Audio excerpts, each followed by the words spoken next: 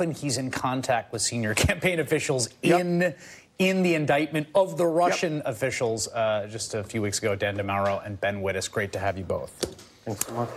For more on the possible legal jeopardy facing Roger Stone, I'm joined by Paul Butler and Mimi Rocha, both former federal prosecutors and current MSNBC legal analysts. Mimi, let me start with you. I want to play you Andrew Miller's lawyer. Andrew Miller is being represented by a sort of conservative action organization that clearly is sort of taking him on as kind of a cause in the broader assault on the Mueller investigation. Here's what he had to say.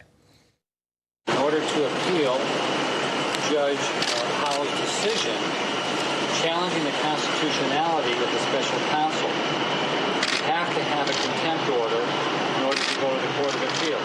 So this is a major precedent-setting case. It raises serious constitutional issues on the appointments clause, whether Mr. Mueller was properly appointed.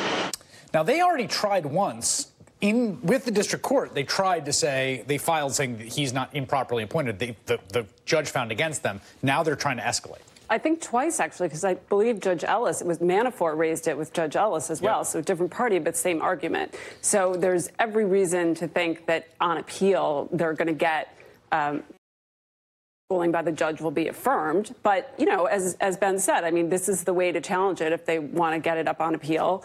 And, you know, it's risky in the sense that if they lose that, he's got to then either go to the grand jury or he's going to jail. Right. I mean, they don't have to, but the judge has every right to do that. I had many cases in the district court that I was involved in where usually organized crime cases, it always comes back to that analogy, where, you know, they didn't want to go to the grand jury because that's just against their religion, I guess, and they were put in jail. And you can be put in jail until you agree to testify, or, you know, I think there's a maximum of about 2 years that you're allowed to be in jail. Although, Paul, he could just go to the grand jury and plead the fifth, right? He could. And in fact, in some of his papers, he says, well, I don't really know anything about collusion or obstruction, so I don't know why they want to talk to me. And then at the same time, he says, but if I do get forced to testify, I'm going to take the fifth. So how can you not know and then take the fifth? This is kind of a Hail Mary pass.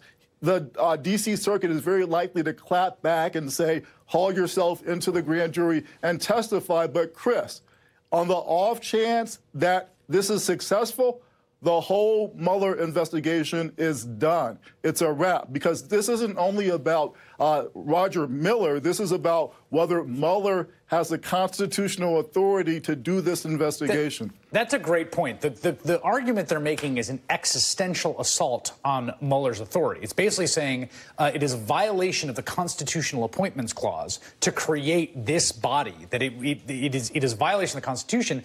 And if a D.C. appellate court were to find that, I mean, it would probably go up to the Supreme Court, right? It could, yeah. But if any court, if a final ruling was that, it would, to Paul's point, it would get rid of the whole thing. I mean, it would be, yes, it could be the, you know, straw that broke the camel's back, or one of those sayings. It would be very bad for the Mueller investigation. But again, I mean, we can sort of go down that road. I mean, I think it's unlikely. I think it's unlikely, given, you know, this statute was written with a lot of the concerns in mind about, you know, the Watergate special counsel. And so there are things written into it, like the main one being that he has to report to the Deputy Attorney General. Right. Well, Attorney General, but now Deputy Attorney General in this case. And so I think that, you know, that as the judge said in this case, you know, these are good questions to raise, but no. Right. And I think that's kind of where we are with this. I want to ask you about a really surreal moment that happened today. Sean Hannity's got a radio show, and the president's lawyers just, like, took it over for the day, like, guest hosts. Yeah. Just drive time with Giuliani and Sekulow, calling up, long time, first time. I got questions for you. Take a listen to some of it. Flynn is the example. No crime. If it had been said, the president says, go easy on him. Which the president says, you know, he didn't say stop it, don't do it. So no crime. However, it didn't take place, according to the president. According to Comey, it did. Now, of course, if it did, it wouldn't have mattered. But then but you're right. If there's two different recollections of a meeting, now do you set a perjury situation? Correct.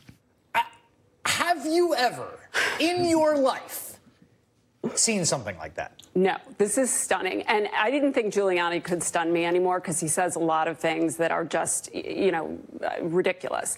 But this act of what they did, they took over a radio show to make arguments on behalf of their client. They took calls, and put they just facts gabbed out there. And let me tell you, though, I think Giuliani has been skirting the line and in my opinion, has now gone over the line of violating the rules of professional conduct as a lawyer.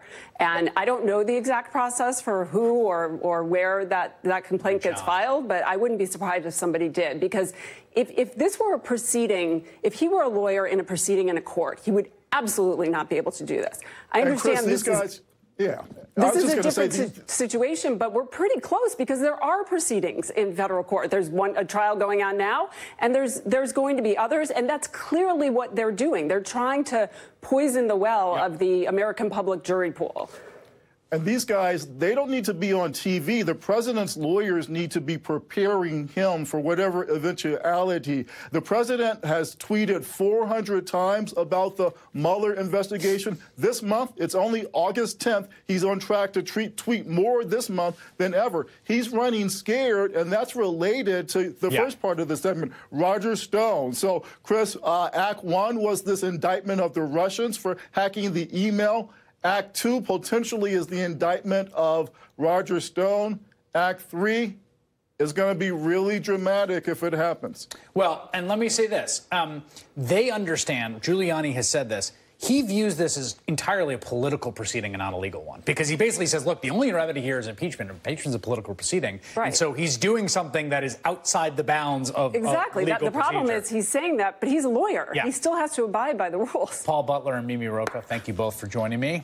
Next, the trial of Paul Manafort reaches the White House with testimony about Manafort's actions while serving as chair of the Trump campaign. That story in 2 minutes.